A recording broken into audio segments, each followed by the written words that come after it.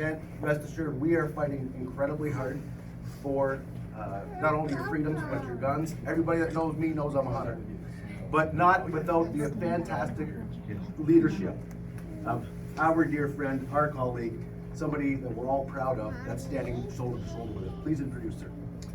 Pierre Poilievre is the leader of the opposition and member of Parliament for Carleton, Ontario. He wants to restore Canada's promise. He will fight for a Canada that rewards hard work. He will put Canadians back in control of their government, their lives, and their futures. Pierre is a proud Canadian. He and his wife, Anita, have 2 children, Valentina and Cruz. Theirs is a Canadian story.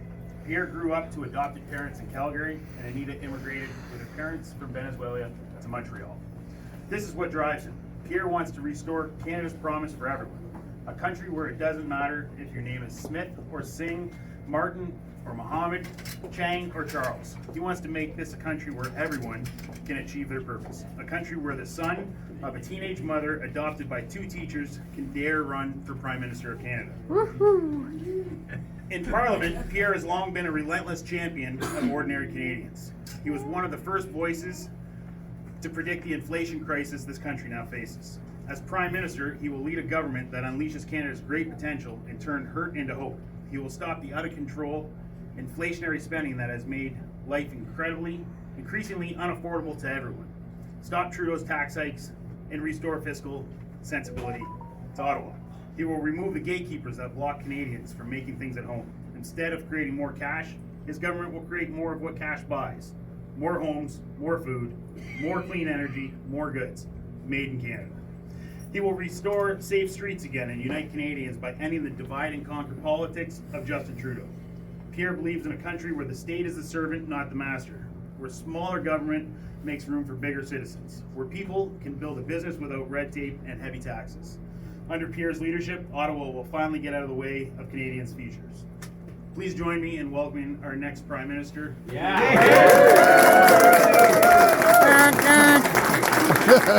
I didn't bring that home. Thank you very much for that beautiful introduction. It's great to be here at the general store. I gather this isn't a general store where you come to get your milk and your groceries, but it's nevertheless great to be a part of it. And I'm very thankful for the hardworking members of Parliament who stand for the common people on the floor of Parliament every single day. We have here Dave Epp, who's got a background in farming and representing producers and in standing up for rural communities. We have Leanne Rood, who also has a background in farming, and not only in farming itself, but also in the agricultural sector and the supply chain, understands how we get food from farm to the dinner table better than anyone I know. And of course, we have a great champion of the working people here in Windsor and in Essex County, the great member of Parliament for Windsor, Essex, Chris Lewis. Thank you very much to all these great champions of our common people.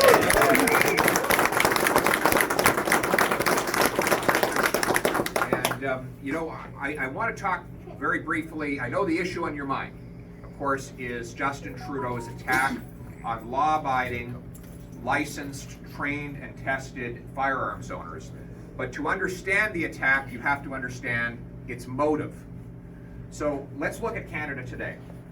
Here we are after 8 years of Justin Trudeau, 40-year highs in inflation, food prices rising faster than at any time in a half century. We have 1 in 5 Canadians skipping meals, and 1 in 2 Canadians cutting back on groceries because his carbon tax and his attack on farmers and their fertilizer has driven up food prices that much.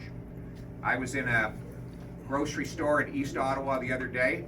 A cook came up to me and he said he's delaying his retirement because the cost of living is rising so fast. But the thing that really upset him was that he can't afford the same ingredients to cook at home that he uses at work. And he held up a processed frozen pizza and he said with tears in his eyes, "Now I have to eat this crap." And this is a guy who treasured the joy of making food with his own hands, what he'd done for 40 years and can't even do it at home because our food prices, in a country with the 5th biggest supply of farmland on planet Earth, can't feed our own people affordably, as Leanne could tell you. We have 35-year-olds living in their parents' basements. I had a young lady working as a CATSA security guard at Pearson the other day. She gave me the mathematics of hopelessness. She said she scrimps and saves to set aside $500 a month for an eventual down payment. That's $6,000 a year. But in order to make a down payment on even a very modest house in Toronto where she lives, she's going to need at least $60,000. So that means 10 years to make a down payment if house prices don't go up anytime in the next decade. So she's 27 years old. She's saying, if I'm lucky, if I do absolutely everything right, and if prices don't rise further, I might be able to afford my own modest place 10 years from now when I'll be 37 and not sure if I can still have kids. That's the mathematics of hopelessness. You know, the great Jordan Peterson told me the other day, he said, happiness comes from the successful pursuit of a goal. But if your goal becomes impossible, if you look at your calculator and say, I can't actually do this, even if I do everything right, you lose hope. So she's losing hope. The senior who's turning the heat down to 18 degrees because Trudeau's and the NDP's carbon tax is pricing them out of home heat, they're losing hope as well. So what does Justin Trudeau say to all this? He's been in power for 8 years. So he can't say, oh, it was Stephen Harper's fault, it's someone else's fault. Obviously, it's his fault. He's created this economy. But how do you avoid accountability? You turn the people against each other. The oldest trick in the political playbook, divide and conquer. Divide people based on race, gender, ethnicity, religion, vaccine status. And Amen. of course, target law-abiding hunters and farmers. See, he wants you to believe that you should be afraid of your neighbor, so you forget that you can't afford your rent, right? But your neighbor's not the problem, he is. And in order to keep responsibility away from himself, he now needs to make people afraid. So he goes around suggesting that it's the hunter in Labrador that's shooting up downtown Toronto. Well, as ridiculous as that sounds, that's what the argument that he's making. He tried to ban hunting rifles. And he said, you know, originally we said, you're banning hunting rifles. He said, no, there's no hunting rifles on this list. Well, after the time went by and the First Nations people came out, the farmers came out and said, well, we can give you dozens of examples of hunting rifles on your own list. Well, then he changed his story and said, okay, he is banning hunting rifles. And he actually said he wants to take away hunting rifles from Canadians. And then what happened 6 weeks later? He suddenly said, oh, just kidding. I didn't mean it. He pulls back the list of firearms that he wants to ban and says he never planned to do that in the first place. Well, we know he's lying. And we know that they'll bring forward another list and they'll try to ban more and more firearms. If Justin Trudeau gets his way, all civilian firearms ownership will be banned. That's his agenda. Now we know, people say, well, how do you know that? Look at the things that were on the list that he wants to ban. He wants to ban paint guns, pellet guns. He wants to ban single-shot .22 rifles. So he's going to ban those. He's eventually going to ban everything. And he's doing it for all the wrong reasons. Reasons that have nothing to do with public safety. According to the former chief of police in Toronto, 82% of gun crime is committed with illegal firearms brought in across the border by smugglers. So he wants to spend $5 billion confiscating firearms from people who have licenses, who are the least likely to commit a crime with a firearm, rather than bolstering our borders. Think about this for a second. If you're going to rob a bank, you probably don't go through the trouble of going out and getting an instructor from this general firearms store to give you a course that allows you to get your possession and acquisition license. You don't allow the RCMP to do a bunch of background checks on you, calling your family. You don't follow all the safe storage rules. You simply get a smuggled gun and you go rob a bank. In fact, one of our members of parliament did a statistical study, and he came up with the conclusion that you take two people randomly off the street. One has a PAL, one has a possession and acquisition license, and the other doesn't. The one without the license is more likely to commit a gun crime. In other words, the people Trudeau wants to ban are the very people who are least likely to do something violent with a firearm.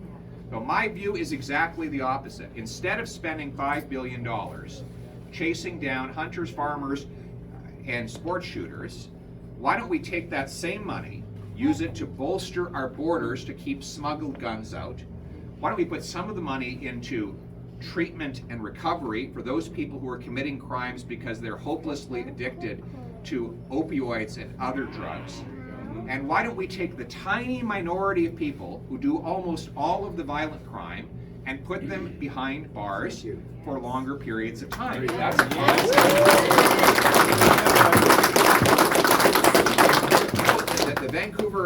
the BC Union of Mayors wrote a letter recently where they said that in the city of Vancouver, 40 people were arrested 6,000 times in a year. That means that each one of them was arrested 150 times per year. And why were they back on the street? Because of Trudeau's broken Liberal bail rules that allow them to be released the very same day they're arrested. So the Vancouver police tell me they often arrest the same person 3 times in a day. Now that's not just a nuisance and a danger for the police. Why were they arrested 3 times? Because they smashed someone's face 3 times in a day. They hit someone with an ice pick 3 times in a day. In the TTC, the transit system in Toronto, they light people on fire. These people then get arrested and they're released under Trudeau's bail rules the same day. So instead of coming in and targeting the lawful people in this room, why don't we take that very tiny minority of people and keep them behind bars for their violent offenses? That's how we defeat crime. And we can't. You know, when the previous Conservative government was in place, we had these common sense rules. And everyone said, well, you're gonna have to build all these prisons.